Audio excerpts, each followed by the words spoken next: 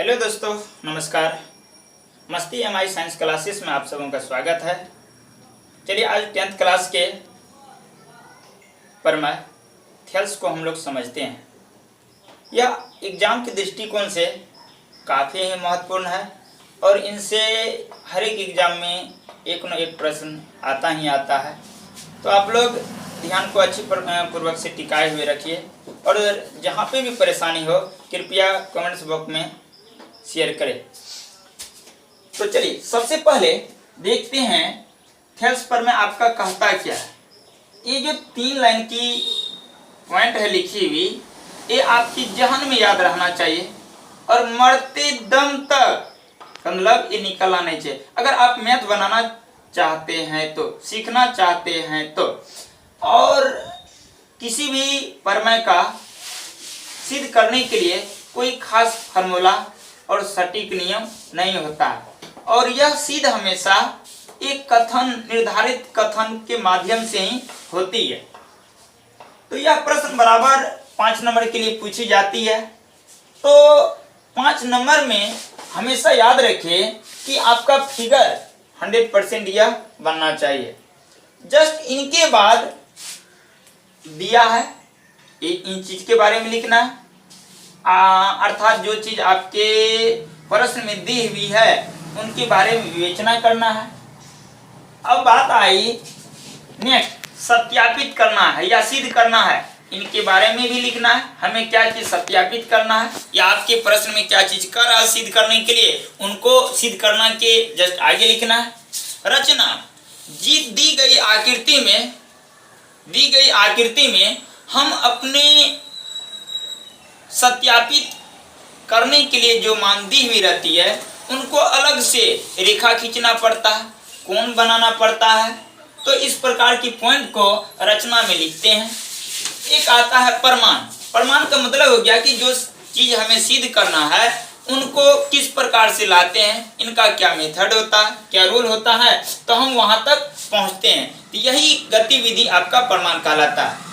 तो किसी भी थ्योरम को सिद्ध करने के लिए 4 फैक्टर अति आवश्यक होता है, जो कि पहला है दिया हुआ, दूसरा सिद्ध करना है, तीसरा रचना और चौथा प्रमाण। ये 4 आपका निहित रहता है। अगर 4 में से कोई बच्चे आधा अधूरा लिख देते हैं और कहते हैं कि नहीं हमने अच्छी प्रकार से कॉपी फिलअप की एग्जाम में, फिर भी हमें नंबर नहीं मिला। नंबर नहीं मिलने का रीजन है या तो उन्होंने फिगर सही तरीका से नहीं बनाया, इनके साथ साथ उन्होंने इन सभी के बारे में अच्छी पूर्वक से नहीं लिखा। तो चलिए दोस्तों, आज हम सत्यापित करते हैं और इनसे बनने वाले जो सवाल रहते हैं अब किस आधार पर बनेंगे इनको हम समझते हैं। तो थेल्स प्रमेय का कथन कहता है, चलिए आप लोग के सामने व्हाइट बोर्ड पे लिखी गई है, जिनको हम अपने ओरल रूप से व्यक्त करते हैं। किसी त्रिभुज में एक भुजा के समांतर खींची गई रेखा अन दो भुजाओं को जिन 2 भिन्न बिंदुओं पर प्रतिच्छेद करती है, वे रेखाएं उन भुजाओं को समान अनुपात में विभाजित करती है। यह थेल्स प्रमेय का कथन हुआ। चलिए अब यहाँ समझते हैं, सिद्ध करना है, ये तो कथन हो गया। जस्ट देखते हैं दिया है में क्या करते हैं कि जो आपकी फिगर है, फिगर के अनुरूप ही बातें लिखी जाती है। तो देखिए सिद्ध दिया है, त्रिभुज ABC में DE समांतर BC है तथा DE रेखा AB और AC को क्रमशः D और E पर प्रतिच्छेद करते हैं, जो कि फिगर के द्वारा क्लियर हो पाएगा। यहाँ फिगर में त्रिभुज ABC दर्शाई गई है। यह DE समांतर रेखा BC के समरूप खींची गई है। अब देखिए यह जो DE समांतर रेखा है यह AB लाइन को D बिंदु पर तथा AC लाइन को E बिंदु पर प्रतिच्छेद कर रहा है। इन्हीं बात को यहाँ पे व्यक्त की गई है। अब सिद्ध क्या करना है कि AD बटा DB बराबर AE बट्टा EC ये चीज है। तो इन्हीं चीज को यहाँ पे लिखे हैं, सिद्ध करना है कि AD बट्टा DB बराबर AE बट्टा EC। यह हमको सत्यापित करना है, प्रूव करना। रचना, अब रचना में देखिए क्या किए हैं, B को E से तथा C को D से मिलाया, B को E से C को D से मिलाया तथा EN लंब AD भुजा पर, दूसरी DM लंब AC भुजा पे खींची गई है। यहाँ देखिए M से M लिखी हुई है, DM लंब। अब यहाँ हम देखते हैं कि EN लंब AB भुजा पर जो खींची गई है, इनसे दो समीकरण तैयार होगा, समीकरण 1 और समीकरण 2। फाइनल में इन्हीं दोनों समीकरण के द्वारा थर्ड समीकरण तैयार होती है। तो चलिए देखते हैं एरिया त्रिभुज ADE। तो हम लोग जानते हैं कि त्रिभुज का क्षेत्रफल 1/2 गुना आधार गुना ऊंचाई होता है। तो त्रिभुज समझ लेते हैं ADE। फिगर में नजर टिकाइए, ADE है दिया हुआ, इनमें इनका क्षेत्रफल होता है 1/2, आधार वहां से लेंगे AD गुना लंब ले लेंगे EN, तो क्या कहते हैं त्रिभुज AD का क्षेत्रफल निकल गया। अब इनको हम समीकरण 1 मान लेते हैं। अब दूसरा पॉइंट आ रही है एरिया त्रिभुज BDE।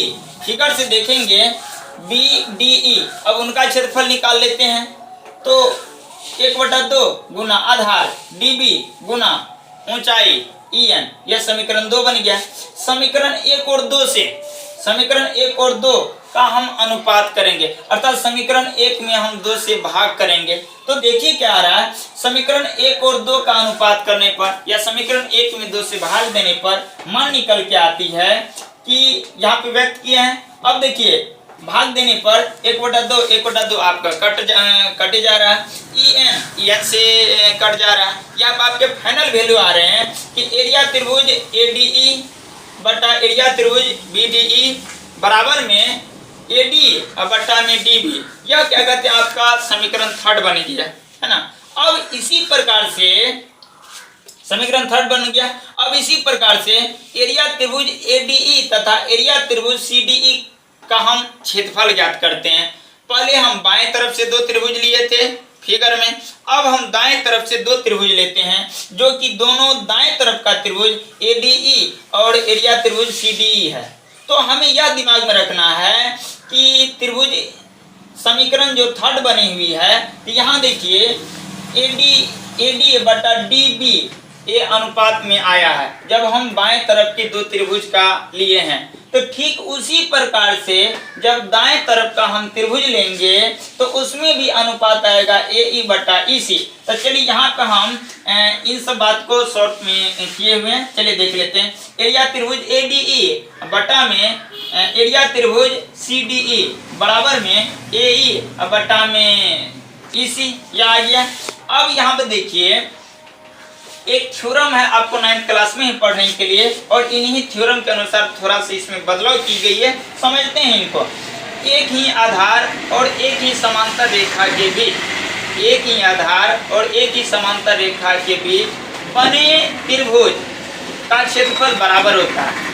वे जो 2 त्रिभुज बनते हैं उन दोनों त्रिभुज का क्षेत्रफल आपस में बराबर होता है। यहाँ देखिए एरिया त्रिभुज BDE और एरिया त्रिभुज CDE एक ही आधार और एक ही समांतर रेखा के बीच बना। तो यहाँ देखते हैं समांतर रेखा DE और BC है, और आधार भी क्या कहते हैं दोनों का DE एक ही है। तो दोनों के बीच जो त्रिभुज BDE और दूसरा त्रिभुज CDE बनी हुई है, यह दोनों त्रिभुज का क्षेत्रफल थ्योरम के अनुसार बराबर होगा। तो चलिए क्या कहते हैं दोनों का ये बराबर है। अब इन्हीं के द्वारा मान चेंज करते हैं कि ADE की जगह ADE ही दिया हुआ, CDE को चेंज किए हैं, क्या किए हैं, CDE और BDE का क्षेत्रफल बराबर है, इसीलिए CDE के जगह पे BDE को लिखी जाती है। यहाँ देखिए CDE है दिया हुआ, इन्हीं CDE के जगह पे हम BDE दे दिए। अब जो आगे वाला मान है आगे में लिखा हुआ, इनको हम समीकरण 4 मान लेते हैं, 4 बन गया।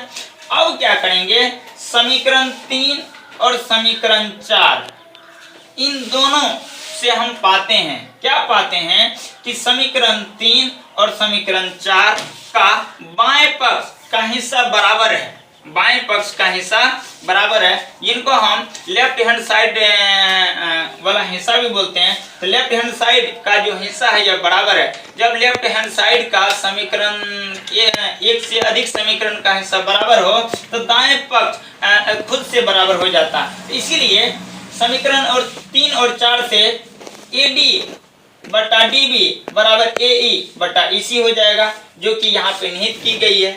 यही चीज हमें थेल्स प्रमेय के माध्यम से सत्यापित करनी है। चलिए अब यहाँ देख लेते हैं इनके द्वारा बनने वाला प्रश्न क्या है। हर एक एग्जाम में आपके क्लास 10th हो गए या इससे बाहर कोई भी कॉम्पिटिटिव एग्जाम देते हैं तो इससे भी क्या कहते हैं प्रश्न बनता है। यहाँ देखिए थेल्स प्रमेय के कथन ही है कि त्रिभुज ABC में DE समांतर BC एक रेखा खींची गई है, जो कि चित्र में दर्शाया गया है। हम अनुपात लेंगे। अनुपात कैसे लेते हैं कि AD बटा DB बराबर AE बटा EC ये ले लिए। फिर उसी प्रकार से पूरा क्या कहते हैं AD बटा में पूरा अनुपात, पहले छोटा अनुपात फिर बड़ा वाला अनुपात। जिस तरीका से बाएं पक्ष में अनुपात लिए उसी प्रकार से हम दाएं पक्ष में लेंगे। तो इसमें भी AE बटा में EC दे दिए। तो अब यहां देखते हैं दूसरा कथन में देखते हैं कि AD बटा AB